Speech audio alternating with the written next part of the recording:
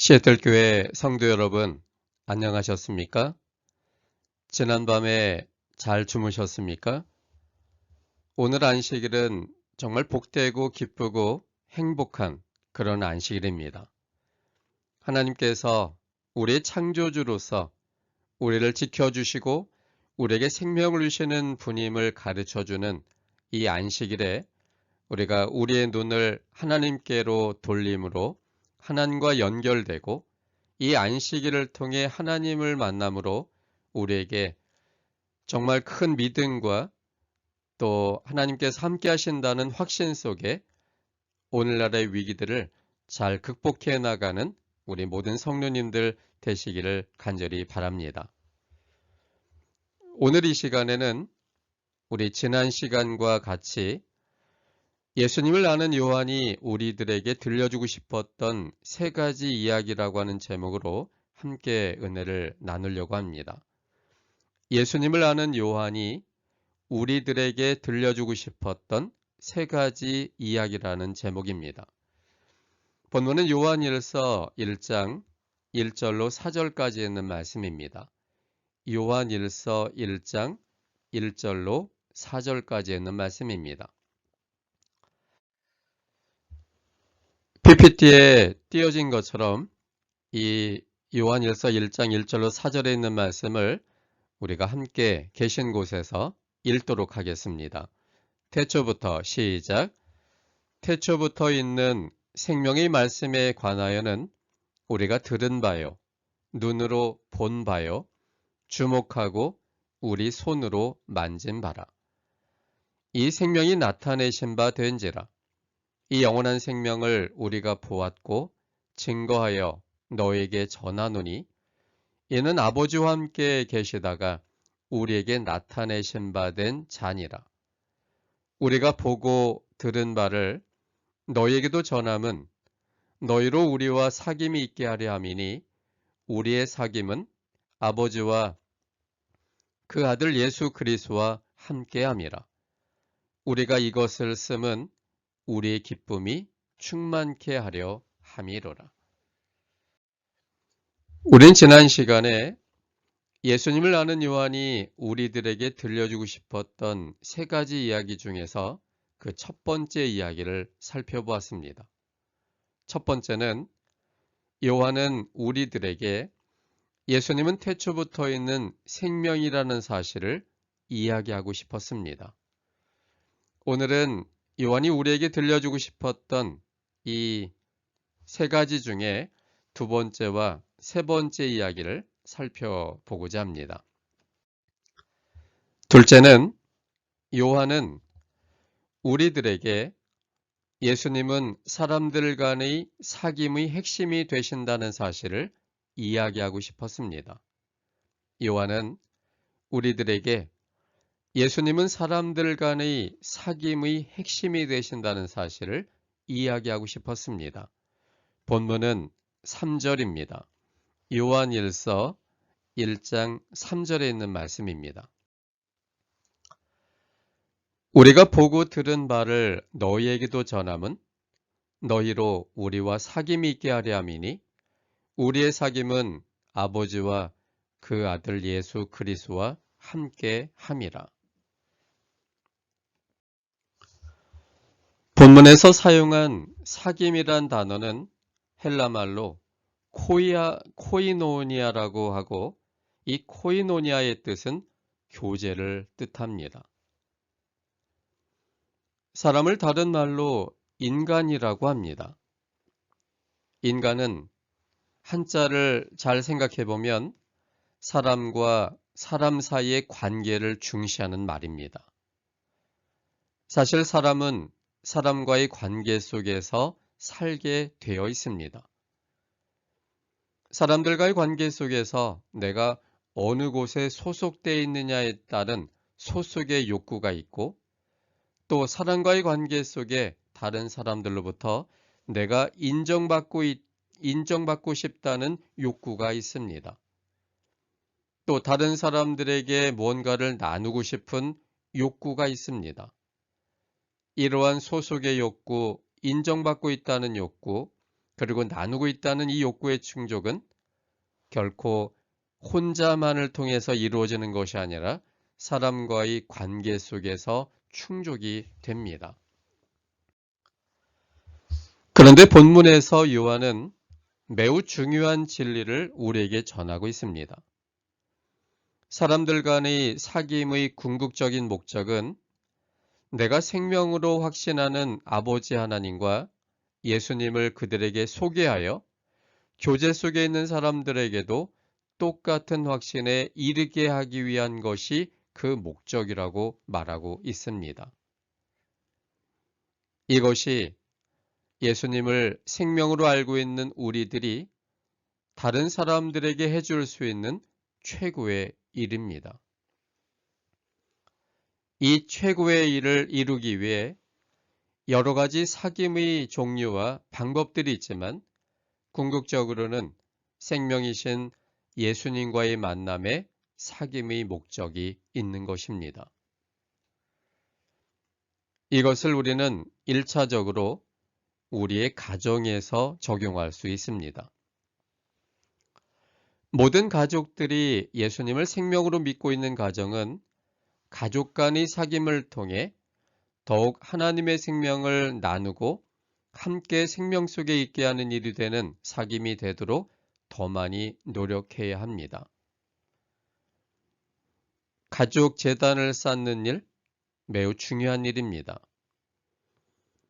또 성도, 그 가족 간에 또 성경을 통해 성경을 토의하는 일, 그리고 성경에 대한 문제들을 서로 이야기를 나누는 일, 가족으로서 매우 중요한 일들입니다.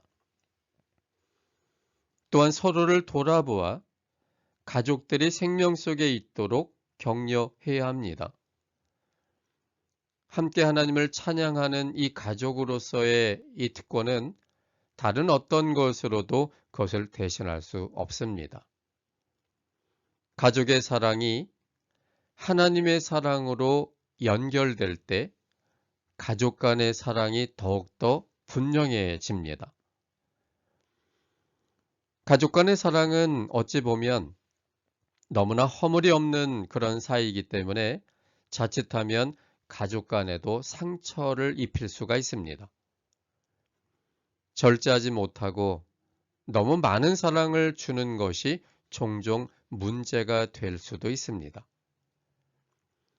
하나님이 가지신 고린도전서 13장에 표현된 하나님의 품성인 무조건적 사랑의 내용들을 우리가 하나님과의 교제 속에 잘 익히고 또 내 것이 될 때 그것을 통해 가족 간의 사랑으로 확대된다면 모든 가족 구성원들이 다 행복한 사랑을 누릴 수가 있게 될 겁니다. 그래서 모든 가족이 하나님을 믿는 가족이라면 하나님 안에서의 이 가족의 관계가 더욱더 단단해질 수가 있습니다. 또 하나님의 사랑으로 가족 간의 허물들을 용납할 수 있습니다. 그런 가족들은 더욱더 하나님 안에서 귀한 사귐의 관계를 갖게 되고 그 사귐의 관계는 하나님 나라에까지 이르게 될 겁니다. 그런데 만약 모든 가족들이 하나님을 생명으로 믿고 있는 가정이 아니라면 먼저 믿은 우리들을 통해 모든 가족들이 하나님을 생명으로 받아들이도록 초점을 맞추어 사귐을 가져야 합니다.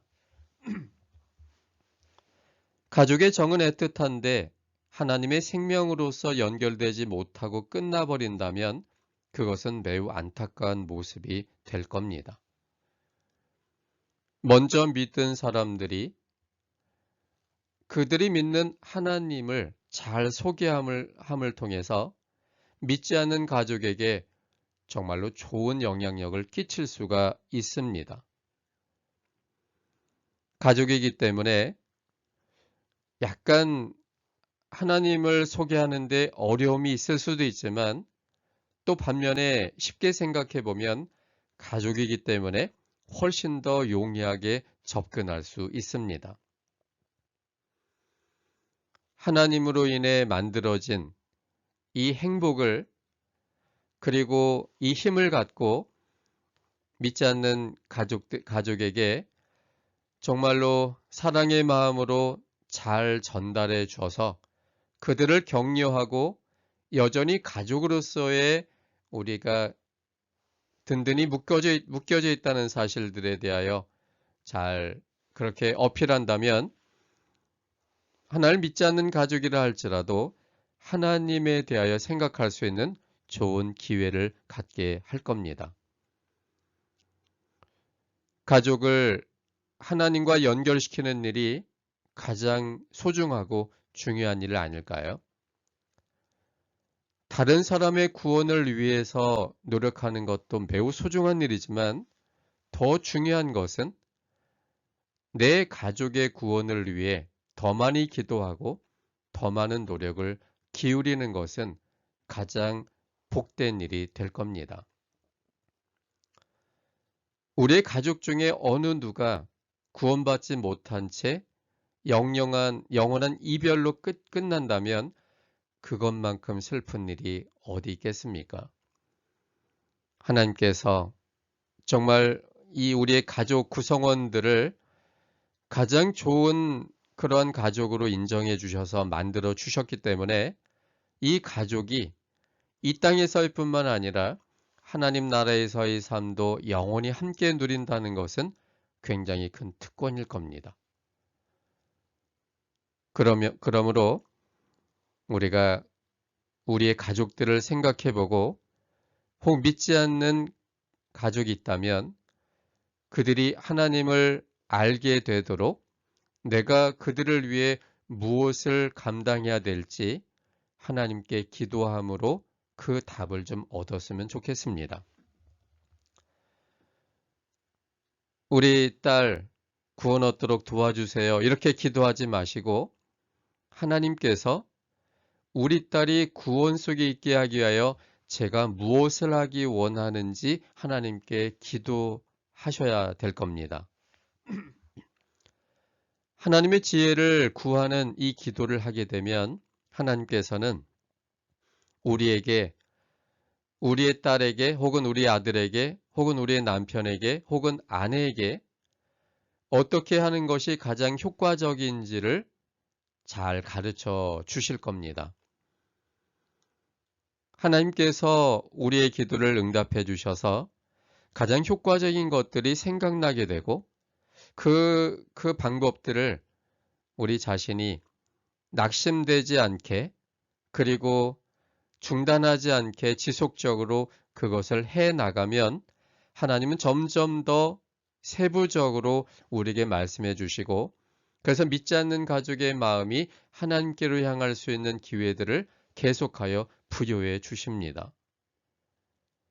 그래서 우리가 하나님의 생명을 전하는 도구로서 우리에게 맡겨진 이 가족들에게 이런 것을 행하게 된다면 정말로 얼마나 아름다운 그런 역할을 감당하는 것이 될까요? 그리고 그것이야말로 가족 간의 가장 친밀한 사랑의 모습이고 사귐의 모습이 될 겁니다. 그래서 우리가 이 땅에서 그저 가족으로서 여기 삶으로 끝나는 가족의 관계가 아니라 이 가족의 관계를 통해 하나님과의 사귐과 연결되는 가족이 되게 되므로 하나님 나라에서도 영원히 함께하는 가족으로서의 삶을 사는 것 굉장한 특권이고 그래서 이 특권들을 잘 활용해서 우리 시애틀 교회 모든 교우님들이 과 관련된 모든 가족들이 우리 교우님들을 통해 그들 역시 예수님과의 관계가 형성돼서 모든 가족들이 생명 속에 있는 그런 놀라운 그 사귐의 가족들이 되기를 간절히 원합니다. 같은 적용을 교회 안에서 또 친구들과의 교제에서 여러 가지 사람들 간의 만남에서도 적용할 수 있습니다. 언제나 즐겁고 웃음이 있지만 생명이신 하나님과의 만남을 제공하지 못하는 모임은 제일 중요한 것을 잃어버린 것입니다. 청년의 집사회, 구역반 등 모든 교회적 모임에서 이 부분을 우리가 깊이 생각해 볼 문제입니다. 인간적 사귐도 중요하지만 더욱 궁극적인 것은 그런 사귐을 통해 우리가 진정으로 만나야 될 영원한 생명이신 주님과의 사귐의 문제입니다.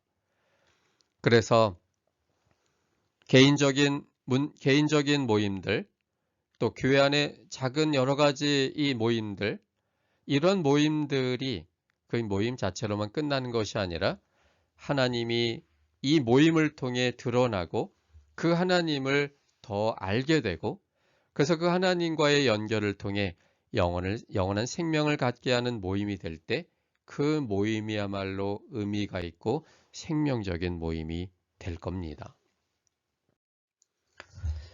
사귐의 핵심은 생명을 나누는 데 있습니다.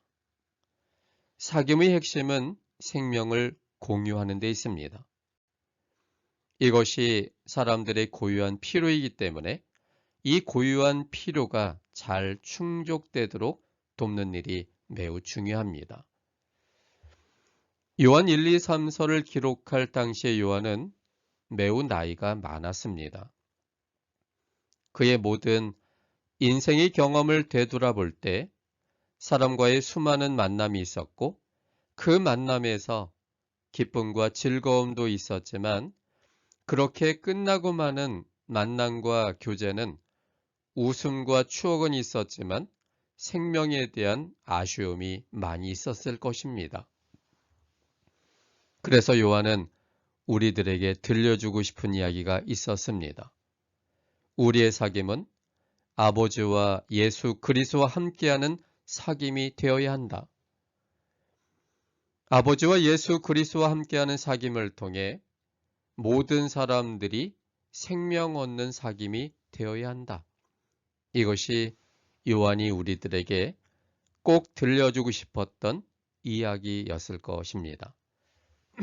그래서 이 요한은 우리의 사귐은 아버지와 예수 그리스도와 함께하는 사귐이어야 진정한 사귐이라고 요한 1서의 글을 통해 우리에게 말씀하고 있는 것입니다.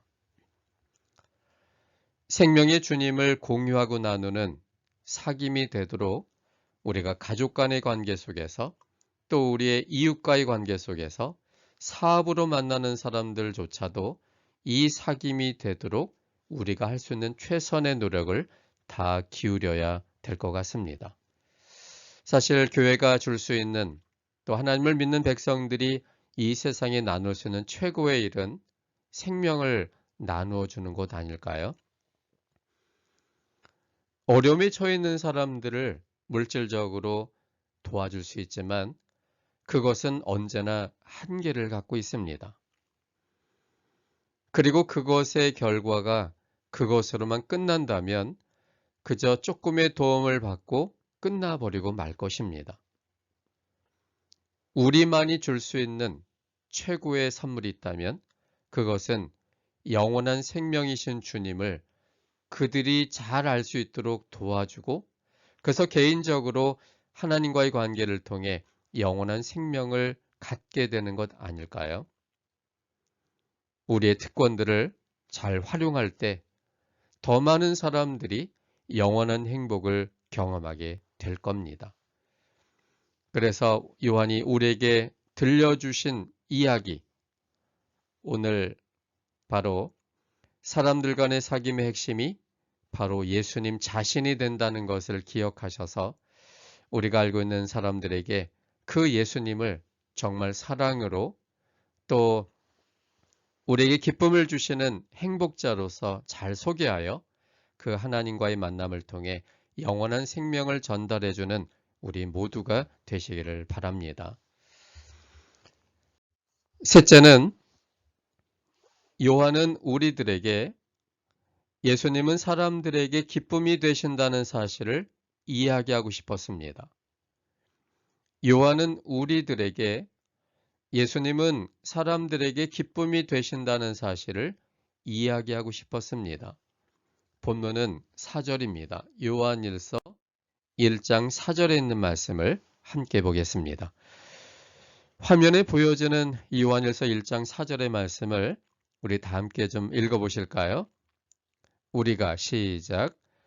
우리가 이것을 쓰면 우리의 기쁨이 충만케 하려 함이로라.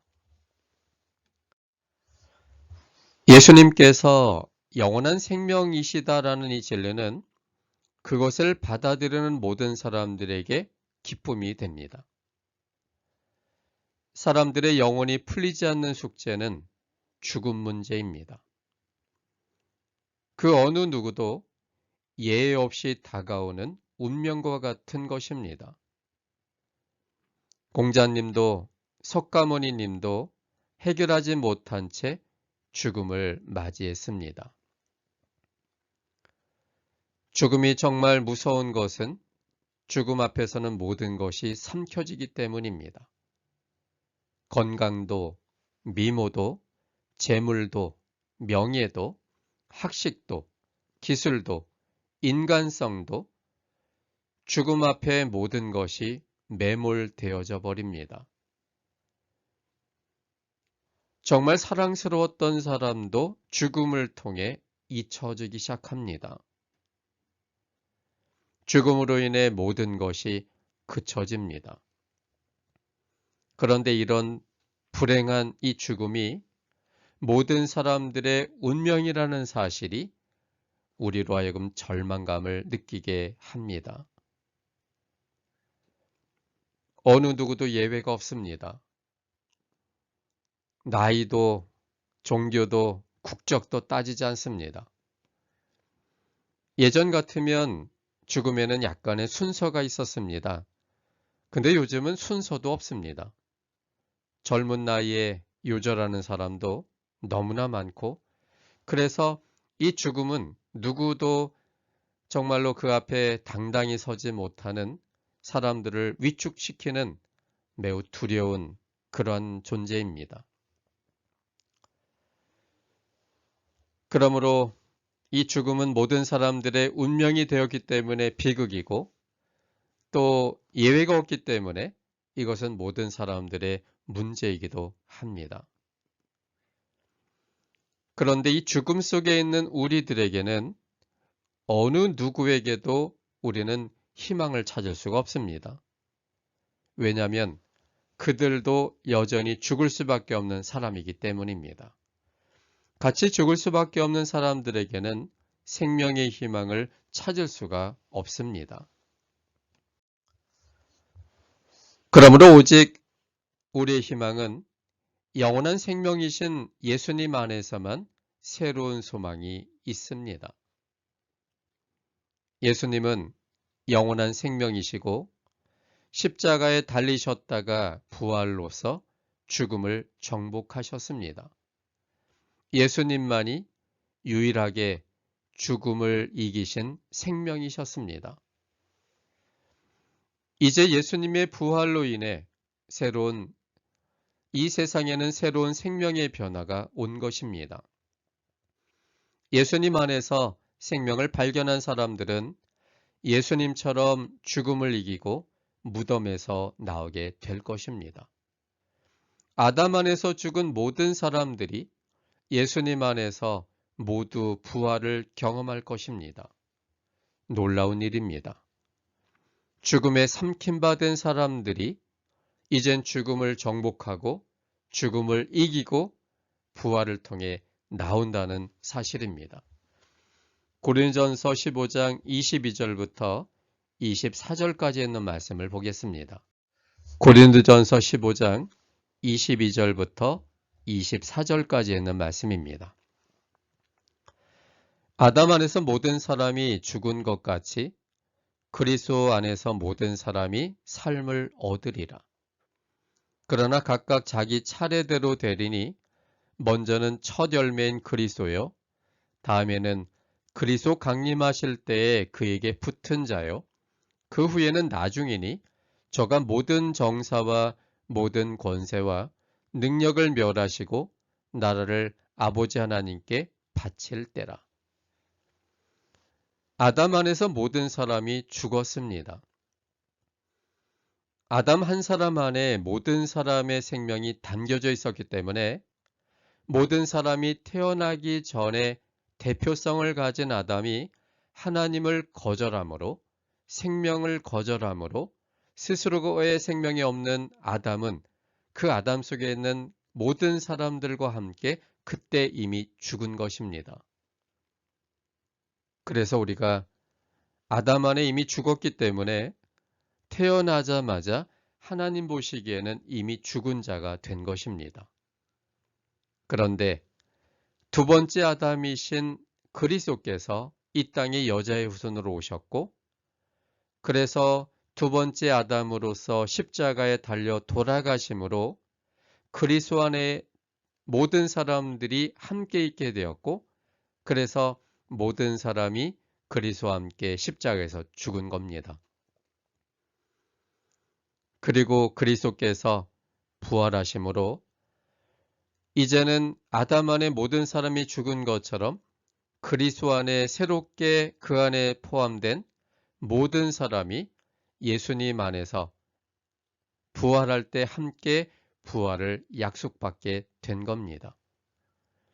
그래서 아담 안에서 모든 사람이 죽은 것 같이 그리스도 안에서 모든 사람이 삶을 얻는 것이 보장되었습니다. 그런데 이 사람들의 삶이 똑같은 그때에 부활하는 것이 아니라 이것이 순서가 좀 나뉘어져 있습니다. 그래서 23절에 보면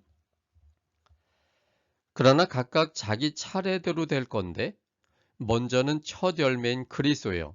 그리스도의 부활을 통해 모든 부활이 보증됐기 때문에 그 첫 번째 부활의 열매는 그리스도입니다. 이것은 예수님 전에 부활한 사람들 역시 순서적으로는 그리스도보다 먼저 부활했지만 그들이 부활하는 근거 역시 후에 부활할 그리스도를 근거로 두기 때문에 부활의 첫 열매는 그리스도인 겁니다. 그리고는 다음으로는 그리스도 강림하실 때 그에게 붙은 자들이 부활할 것입니다. 그리스도의 강림이라는 말은 예수님의 재림을 가리키죠. 예수님께서 재림하실 때 예수를 믿고 죽은 모든 의인들이 부활할 겁니다. 그리고 그때까지 살아남은 의인들 역시 변화되어 주님을 영접하여 하나님 나라에 갈 것입니다.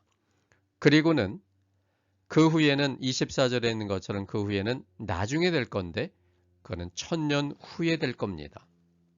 1000년 후에 예수님이 모든 정사와 모든 권세와 능력을 멸하시고 나라를 아버지 하나님께 바칠 때 그때에 이제 나머지 악인들, 하나님을 영접하지 아니하여 죽은 모든 악인들이 부활하게 될 겁니다.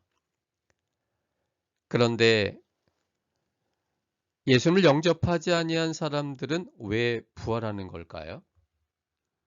그것은 그들이 죽은 그 이유가 아담 안에 있었기 때문에 죽음 때문이었거든요. 아담 안에 그들이 태어났기 때문에 죽은 그들이기 때문에 아담이 선택을 해결한 그리스도의 십자가와 부활은 아담 때문에 죽은 모든 사람들을 부활에 놓는 것입니다. 그래서 모든 사람들이 그리스도 안에서 삶을 얻은 것입니다. 그런데 살아생전에 예수님을 생명의 주인으로 받아들인 사람은 죽었어도 하나님과 연결된 그 상태를 하나님이 기억해 놓으셨기 때문에 이제 그들이 부활해 놓으면 연결된 생명으로 생명이 이어지지만 예수님을 생명의 주인으로 영접하지 않은 사람들은 예수님의 부활을 통해 부활해 나서도 예수님과의 생명이 연결이 되지 않기 때문에 결국은 그들은 창조전의 상태인 영원한 무로 돌아가 버리게 될 겁니다. 이처럼 부활의 주님은 모든 사람들의 소망입니다. 부활의 주님을 믿을 때 소멸되지 않는 기쁨을 얻을 수 있습니다. 죽음도 어쩌지 못하는 사람으로서의 기쁨을 얻게 됩니다. 요한은 노년의 삶이었지만 예수님 안에서의 생명으로 부활의 확신 속에서의 기쁨이 충만한 사람이었습니다. 이렇게 부활의 확신 속에 기쁨 충만한 이 요한에게는 더 이상 죽음은 문제가 되지 않았습니다. 이미 그는 예수님 안에서 영원한 생명을 가지고 있었기 때문에 어떤 상황이든 충만한 기쁨이 있었고 그 기쁨을 어떤 것으로도 잊지 않도록 하나님을 그는 신뢰하였습니다. 죽음이 더 이상 문제가 되지 않는 사람, 부활의 확신 속에 사는 믿음의 사람은 정말로 죽음도 어쩌지 못하는 사람이기 때문에 죽음으로 인한 공포나 두려움에서 벗어날 수가 있습니다.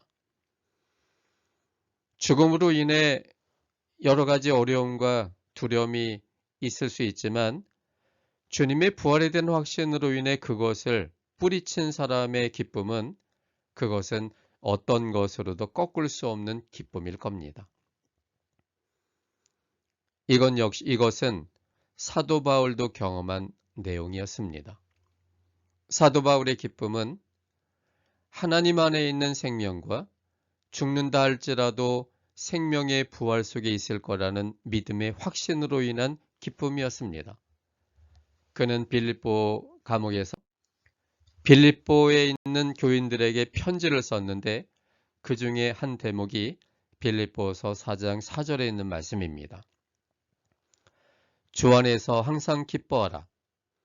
내가 다시 말하노니 기뻐하라.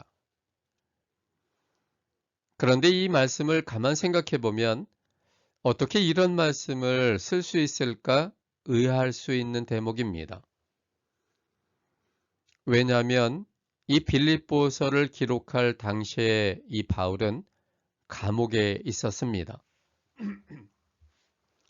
바울 당시의 감옥의 환경은 지금의 감옥과는 전혀 다른 감옥입니다. 지저분하고 축축하고 그리고 어둡고 음침한 그런 감옥이었습니다. 기뻐할 것이 전혀 없는 환경이었습니다. 그런데 그런 절망적 환경 속에 놓여진 이 바울이 그와 반대 속에 있는 감옥 밖에 있었던 빌립보 교인들에게 오히려 거꾸로 주 안에서 항상 기뻐하라 라고 말하고 있는 것입니다. 내가 다시 말하노니 기뻐하라 라고 강조하므로 이 기뻐하라고 하는 말이 이게 일회성 갑자기 충동적인 것이 아니라 그가 기쁨을 경험한 자로서의 이 경험을 빌립보 교인들에게 이야기하고 있다는 사실을 지금 말하고 있는 것입니다. 바울이 가진 기쁨은 상황과 상관없는 기쁨이었습니다. 왜냐하면 그로 하여금 기쁨을 주었던 이유는 주님 안에 있다는 확신 때문이었습니다. 그가 주님 안에 있다면 그곳이 감옥이든 감옥 밖이든 그가 배고플 때든 배부를 때든 상관없이 영원히 소멸되지 않은 새로운 기쁨이 있었기 때문이었습니다. 상황과 상관없는 기쁨을 가진 바울이었기 때문에 그는 주 안에서 기뻐하라고 우리에게 촉구할 수 있었습니다. 하나님은 우리의 기쁨이십니다. 하나님의 생명은 우리의 기쁨의 이유입니다. 하나님의 사랑은 우리가 기뻐할 수 있는 이유가 됩니다. 하나님은 언제나 우리와 함께 계시며 그분의 사랑은 변하지 않습니다. 언제나 똑같은 사랑을 우리에게 쏟아주시는 분이십니다. 그러므로 이 사실을 성령의 조명을 통해 믿으시고 잊지 말기를 바랍니다. 이 사실을 믿고 잊지 않으면 그러면 하나님 안에서 기쁨 충만함을 경험할 수 있고 그리고 기쁨 충만함의 행복을 누리며 살게 될 것입니다. 요즘 기뻐할 일들이 별로 없는 요즘입니다. 즐거울 것도 없고 행복할 것도 별로 없는 것처럼 느껴집니다. 그런데 이러한 상황과 형편에 따라 우리의 마음이 그 기쁨 없음에 매몰되지 않기를 바랍니다.